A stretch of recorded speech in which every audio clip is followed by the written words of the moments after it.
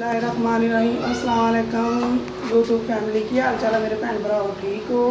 अल्लाह दी ज़ात तुहानू तंदुरुस्त देवे, अपने हिफ्ज़ो मान च रखे। असीं ठीक हाँ नाज़रीन। अज असी बीफ का नमकीन सालन बनाने लगे हैं। मैं 2 किलो लिया बीफ तो तकरीबन 1.5 लीटर मैं ये पानी शामिल कर देना।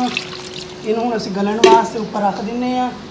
बाकी जोड़े मसाले पाने तुहानू बाद च दस दी। उपर रख दें, कम से कम अद्धा घंटा इनू गलन वास्ते रख दें। चूल्हा असीं जलाता, साडा जिहड़ा उबलन लग पिया वा।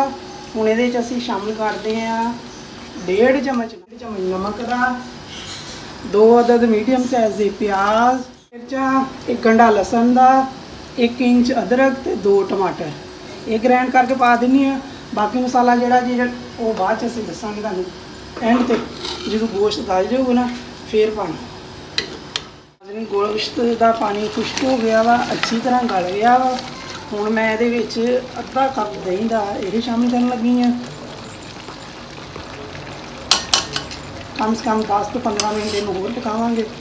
अच्छी तरह दही जिहड़ा ना ये मिक्स हो जाए, पानी दही का जिहड़ा हैगा वो खुश्क हो जाए। गोश्त साडा तैयार हो गया नमकीन। देखो मैं इसकी भुनाई कर ली है अच्छी तरह।